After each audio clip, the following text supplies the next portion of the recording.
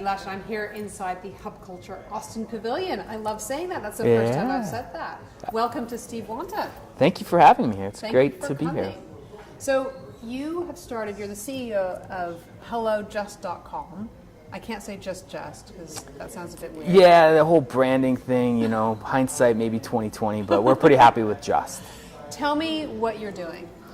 We are reimagining global microfinance for the United States. So I worked for Whole Foods Markets Foundation for 10 years, supported microcredit around the world. And for the last 2 years, we've been taking those lessons and applying it to the United States, investing in women entrepreneurs with access to capital, coaching, and community, all with an attempt to help them live with less stress and more joy. Give me a story about somebody that you've helped and tell me a little about her journey. Well, framing a question is really important for us. So we believe fundamentally in their capacity to solve their own problems with access to the right resources. So we would say they've helped themselves. We've been a guide on the side. And one good example is Maria. You know, when we first met her, she was lacked some confidence in herself and her ability to help her family. So she accessed the first loan with us that ended up. How much was the first loan? The first loan was $750.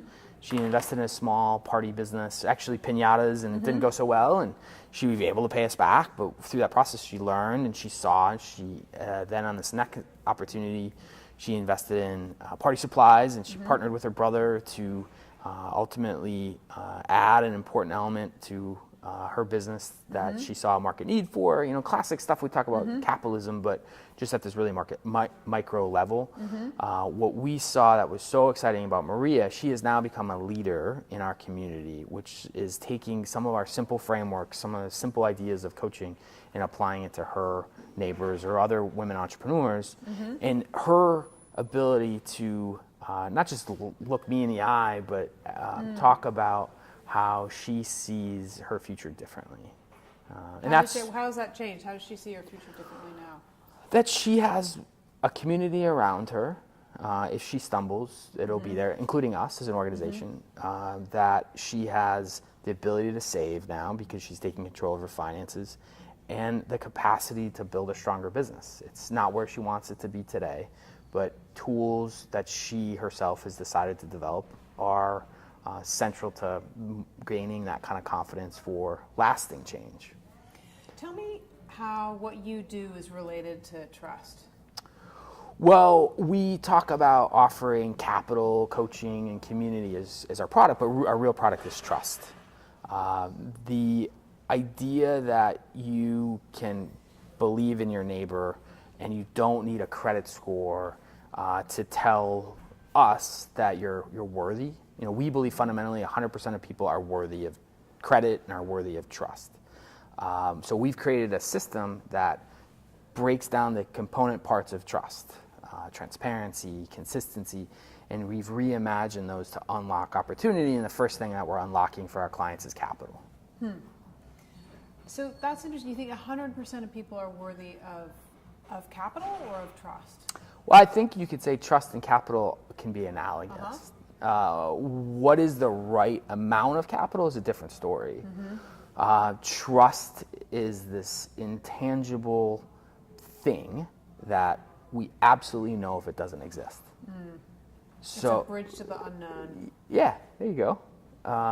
And we don't believe everybody will pass through that bridge to where they access the trust, they access our capital. So we create a intentional friction to weed people out that might not be either ready or interested, and we ultimately create a system where they choose.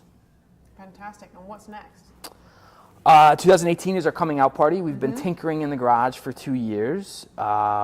We are going to triple in size this year. We have 300 clients today. We'll reach 1,000, but more importantly, we want to prove that in the United States, reimagined microfinance can have this tremendous transformational impact, and we have a business model that's able to scale because it's financially sustainable. If we do those two things, we'll have done something really special. And at the same time, we're building technology so that we can scale to serve hundreds of thousands.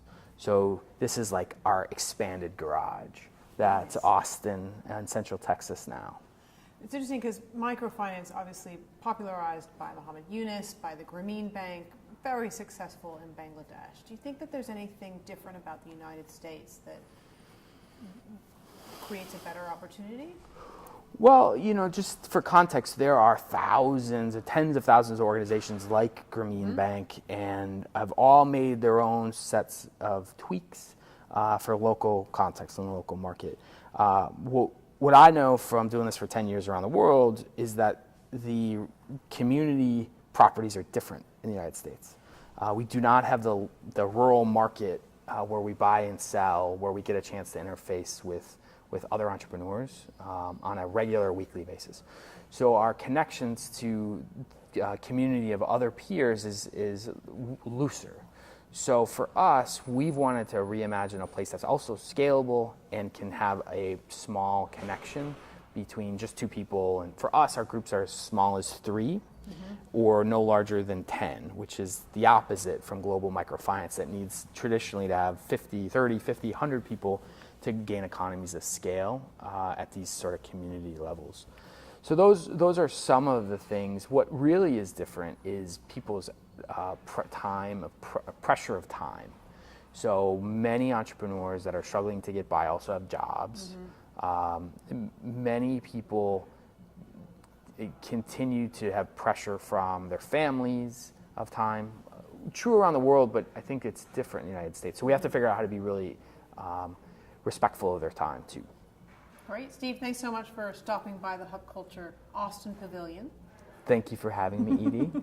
And I'm Edie Lush.